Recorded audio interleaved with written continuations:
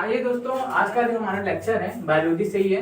कल की श्रृंखला को जो मैंने शुरू किया था, पहले ऑटोट्रॉप के बारे में मैंने बताया था, अब हेटेरोट्रॉप के बारे में बताऊंगा मैं। आइए आज का जो लेक्चर है हम लोग कंटिन्यू करते हैं, कल से ही आज को जोड़ते हुए कंटिन्यू करते हैं। कल मैंने जहां तक आपको बताया था कि इस पृथ्वी पे दो तरह के जीव रहते हैं। क्या रहते हैं? ऑटोट्रॉप रहते हैं, क्या रहते हैं? हेटेरोट्रॉप रहते हैं। एक जो अपना खाना स्वयं बनाते हैं और दूसरा जो होते हैं जो दूसरों पे निर्भर होते हैं। जैसे हम लोग जितने भी जीव जंतु हो गए वो लोग प्लांट्स को छोड़ के, क्योंकि ग्रीन प्लांट जितने भी हो तो क्या करते हैं? प्रकाश संश्लेषण करते हैं, फोटोसिंथेसिस करते हैं। कल मैंने कुछ बातें आपको बताई नहीं थी क्योंकि लाइट की थोड़ी समस्या हो गई थी, तो उसको आगे जोड़ लेते हैं कि सबसे बड़ा जो सबसे तेजी से ग्रोथ करने वाला जो प्लांट है वो कौन सा है? मालूम है क्या है? ग्रास है। ग्रास मतलब ये बम्बू सबसे तेजी से ग्रोथ करने वाला प्लांट है। ये क्या है? सबसे तेजी से ग्रोथ करने वाला ये प्लांट है। इसको प्लांट की श्रेणी से हटा के इसको ग्रास की श्रेणी में लगा दिया गया है। वही ये जो बांस नहीं होता है वो सबसे तेजी से बढ़ता है। सबसे तेजी से क्या होता है? उसका ग्रोथ एंड डेवलपमेंट होता है, बहुत तेजी से विकास करता है। आप लगा के देख लीजिए, बहुत तेजी से वो बढ़ता है। तो अगर आपसे पूछेगा सबसे तेजी से ग्रोथ करने वाला प्लांट कौन सा है तो क्या बोलेगा? बम्बू। अब बम्बू अब इसको क्या कहाँ डाल दिया है? ग्रास की प्रजाति में डाल दिया है। अब देखिए इसमें क्या पूछता है कि सबसे बड़ा फूल कौन सा है? सबसे बड़ा फूल सबसे बड़ा फूल होता है दोस्तों, क्या होता है? रिफ्लेशिया।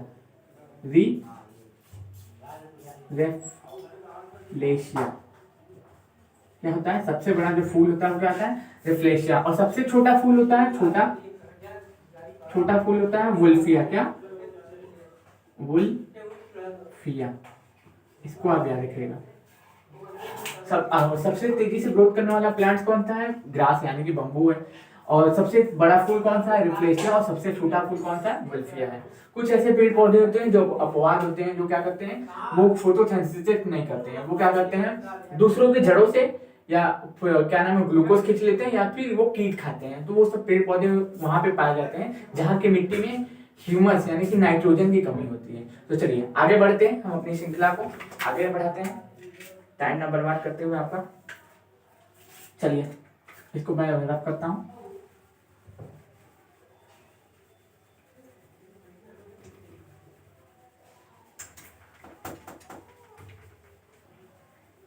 अब देखिए मैंने हिंदी इंग्लिश दोनों का सहारा लिया है ताकि आपको समझ में आ सके। अब देखिए जैसा कि मैंने आपको बताया था कि मानव का जो डायग्राम, पहले 10 लिख लीजिए, फिर यहाँ पे हिंदी वाला 8 बना लीजिए, फिर यहाँ से एक टोपी पहना दीजिए। ठीक, तो ये क्या हो जाएगा? ये हमारा एक मानव का स्ट्रक्चर हो जाएगा। ये क्या हो जाएगा? मानव का स्ट्रक्चर हो जाएगा। पहले 8 बनाइए, हिंदी वाला 8 ऐसे बना लीजिए, फिर इसको नीचे ले आइए। ठीक, इसको ऐसे बना लीजिए। अब यहाँ से एक हमारी जो फूड पाइप जाती है, उसको फूड पाइप के अंदर से जो खाना जाता है उसको बोलते हैं ग्रास नली। क्या बोलते हैं? ग्रास नली। इस वजह से बोलते हैं, क्या बोलते हैं इसको? फूड पाइप बोलते हैं। इसके अंदर से हमारे शरीर में खाना जाता है। तो खाना किस रूप में जाता है? या तो प्रोटीन जाता होगा, या तो फैट जाता होगा, या तो कार्बोहाइड्रेट जाता होगा। यही 3 चीजें हमारे बॉडी में प्रवेश करती हैं। किसके माध्यम से? ग्रास नली यानी कि फूड पाइप के माध्यम से, जिसकी लंबाई कितनी होती है? 9 मीटर होती है। कितनी होती है? 9 मीटर। याद रखिएगा, ये 9 मीटर इसकी लंबाई होती है। और फिर आगे हम बढ़ते हैं। हम लोग खाना लेते हैं, क्या क्या लेते हैं? देखिए कार्बोहाइड्रेट लेंगे, फैट लेंगे, वसा लेंगे, ये 3 चीज लेते हैं। और लास्ट में क्या लेते हैं? प्रोटीन लेते हैं। प्रोटीन क्या करता है? हमारे शरीर का ग्रोथ एंड डेवलपमेंट करता है। लेकिन जब हमारी बॉडी बनती है ना, तो बॉडी बनती कैसे है? देखिए सुनिए पहले। एक होता है सेल से बनता है टिश्यू से बनता है स्किन या ऑर्गन, और पूरी स्किन या ऑर्गन से क्या बनती है? हमारी बॉडी बनती है। ये 4 प्रोसेस के बाद हमारा क्या बनता है?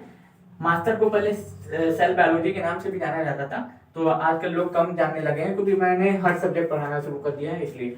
लेकिन वैसे तो जानते हैं कि माइक्रोकॉन्ड्रिया होता है, क्या नाम है, एक सेल होता है। सेल के ऊपर एक मेम्ब्रेन होती है, चाहे वो पादप कोशिका हो चाहे तंतु कोशिका हो, उसके ऊपर एक मेम्ब्रेन होती है। उस सेल के अंदर क्या पाया जाता है? एक न्यूक्लियस पाया जाता है। और यहाँ पे क्या पाया जाता है? केंद्रक पाया जाता है। यहाँ पे माइक्रोकॉन्ड्रिया पाया जाता है। यहाँ पे कुछ मिनरल्स पाए जाते हैं। इनसे क्या होता है? जब हमें ऑक्सीजन बाहर से मिलता है तो हमारे बॉडी के अंदर वो जाता है, प्रवेश करता है, और वो क्या करता है? उसको बर्न करता है। किसको? ऑक्सीजन को बर्न करता है, उससे क्या होता है माइटोकॉन्ड्रिया में एनर्जी पैदा होती है, हम लोगों को क्या मिलता है, ताकत मिलती है, एनर्जी का स्रोत, इसीलिए बोलते हैं माइटोकॉन्ड्रिया है।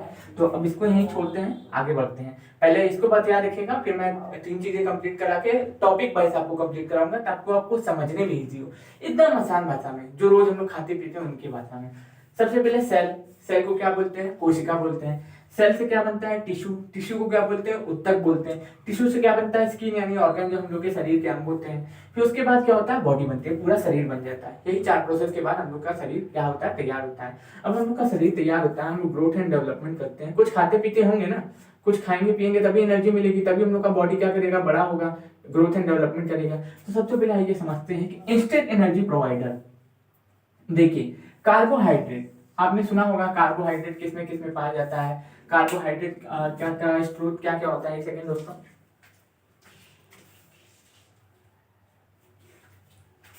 देखिए कार्बोहाइड्रेट का स्रोत क्या क्या होता है। तो कार्बोहाइड्रेट को क्या बोलते हैं, कार्बोहाइड्रेट को बोलते हैं इंस्टेंट एनर्जी प्रोवाइडर।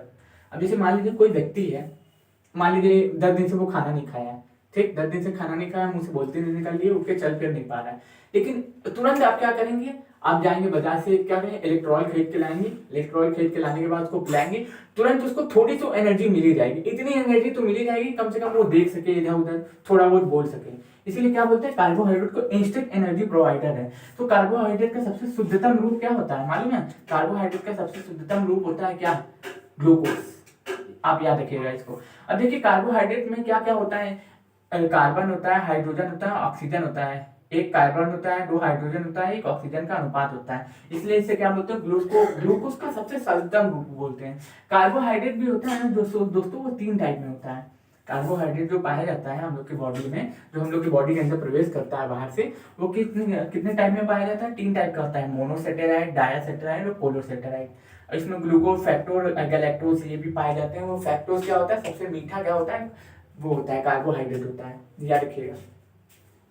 अब देखिए आपको बता दिया मैंने कि कार्बोहाइड्रेट क्या करता है, इंस्टेंट एनर्जी प्रोवाइडर है, तुरंत ऊर्जा प्रदान करता है। अगर मान लीजिए हमें भूख लगी है, हम चल फिर नहीं पा रहे हैं, बोल नहीं पा रहे हैं, तो हम ग्लूकोज का सेवन करेंगे कार्बोहाइड्रेट के रूप में, तो क्या कर तुरंत हमें ताकत मिलेगी। जैसे मान ली अभी मैंने एग्जांपल दिया, पानी चलता है, लोगों को डेंगू वगैरह हो जाता है तो ग्लूकोज चढ़ाया जाता है, तो क्या करता है, तुरंत एनर्जी प्रदान करता है, तुरंत का तुरंत एनर्जी प्रदान करता है।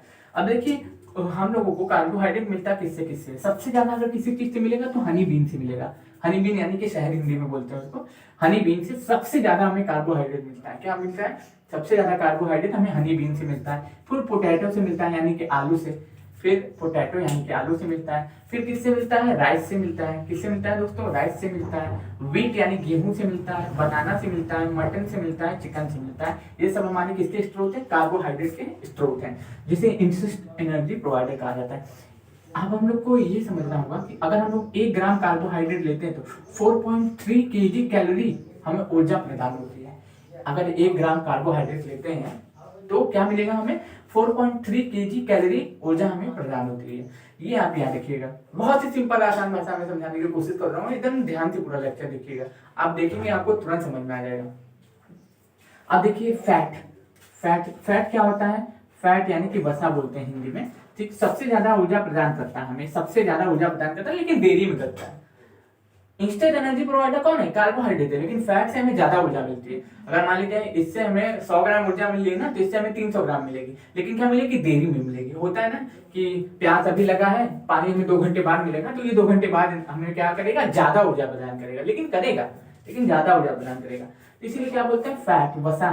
जानते हैं किसमें किसमें सबसे ज्यादा होता है, घी में, शुद्ध देसी घी सुने होंगे, जो गाय का घी होता है, और अमूल का आजकल घी आने लगा है मार्केट में, कई टाइप की वैरायटी आ गई है। तो इसमें क्या क्या होता है, कार्बन होता है, हाइड्रोजन होता है, ऑक्सीजन होता है, इनमें भी बराबर अनुपात में होता है, ठीक। तो इसमें क्या होता है, घी होता है, दूध होता है, मक्खन होता है, मटन होता है, पनीर होता है, मूंगफली होता है, मटन, चिकन, वनस्पति ऑयल।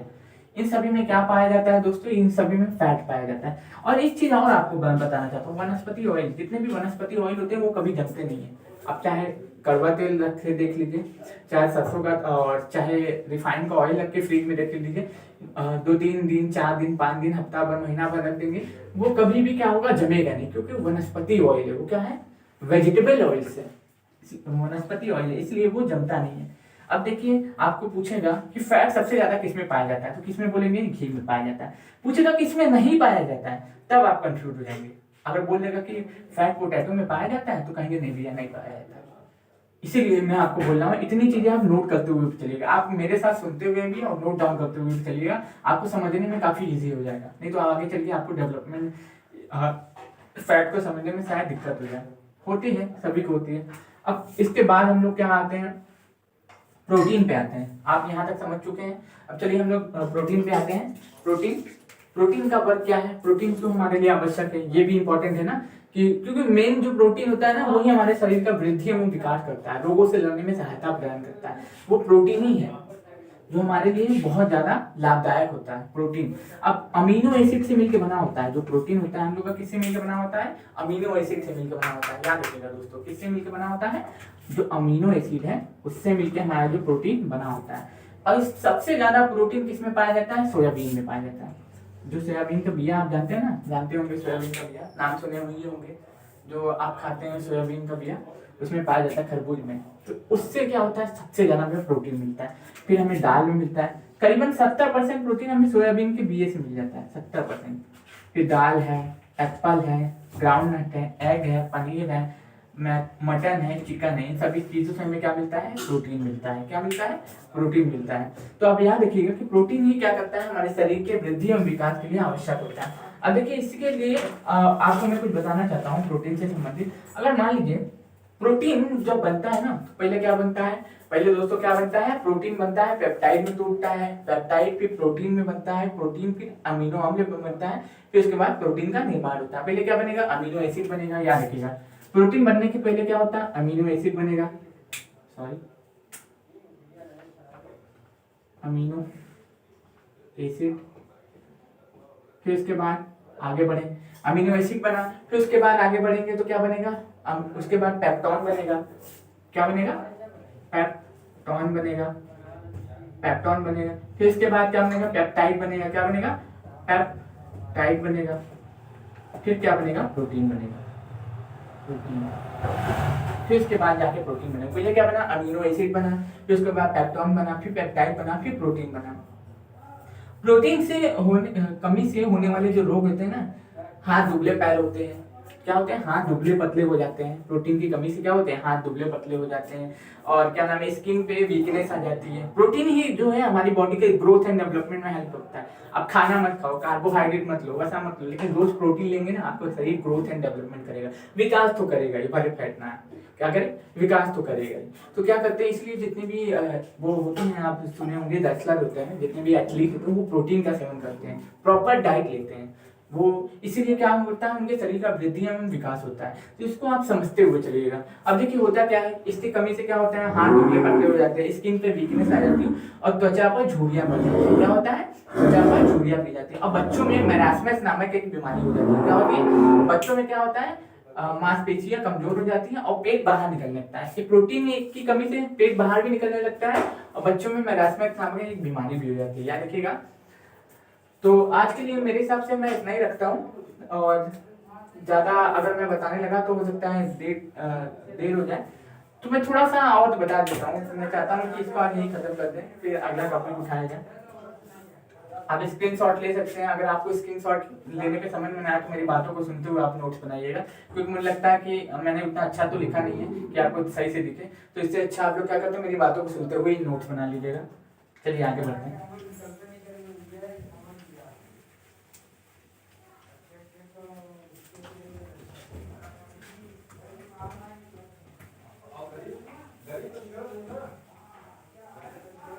अब देखिए कुछ प्रोटीन होते हैं जिससे हम लोग के, अब जैसे बाल और नाखून में क्या पाया जाता है, बाल में प्लस नाखून, बाल प्लस नाखून में कौन सा प्रोटीन पाया जाता है, ये पूछता है क्वेश्चन। अब याद रखिएगा, बाल और नाखून में केराटिन नामक प्रोटीन पाया जाता है। क्या पाता है, केराटिन, केराटिन। क्या पाया जाता है, केराटिन, केराटिन नामक क्या पाया जाता है, प्रोटीन पाया जाता है। अब देखिए इसके बाद क्या पाया जाता है, मसल में मायोसिन और एसिन नामक प्रोटीन पाया जाता है। क्या सर, मसल में क्या पाया जाता है, मसल में मायोसिन नामक प्रोटीन पाया जाता है। और नाखून में जब मैंने आपको बताया, मिल्क में केसीन नामक प्रोटीन पाया जाता है। किसमें, मिल्क में क्या पाया जाता है, केसीन, केसीन नामक प्रोटीन पाया जाता है। केसीन नामक प्रोटीन पाया जाता है। क्या पाया जाता है, केसीन नामक प्रोटीन पाया जाता है। एग में, एग में, एग याद रखिएगा, एग में पाया जाता है आपका ALB, एल्बिनिन क्या पाया जाता है, ALBUMIN, एल्बिनिन नामक प्रोटीन पाया जाता है। तो ये सब कुछ जो प्रोटीन है हमारे शरीर में पाया जाता है। ब्लड में हीमोग्लोबिन नामक प्रोटीन पाया जाता है। क्या पाता है, ब्लड में, जो ब्लड होता है, ब्लड में कौन सा, हीमोग्लोबिन,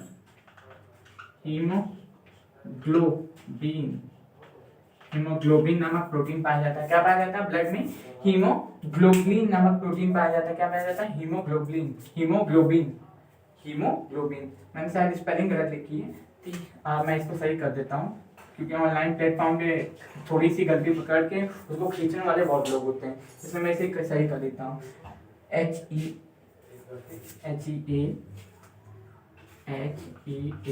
मेरी इंग्लिश थोड़ी सी हल्की सी वीक है। HEAMOG। तो अब मेरी बातों को सुनते हुए चलिए। ग्लोबिन, हीमोग्लोबिन नामक प्रोटीन कहाँ पाया जाता है, हम लोग को ब्लड में पाया जाता है। और ब्लड में ग्लोबिन नामक भी प्रोटीन पाया जाता है। तो आज के लिए इतना ही रखते हैं। आई होप आपको ये लेक्चर समझ में आया होगा। अगर समझ में आया है तो लाइक करें, सब्सक्राइब करें और चैनल को आगे बढ़ाएं। और कोई भी डाउट हो तो हमसे संपर्क करें। धन्यवाद।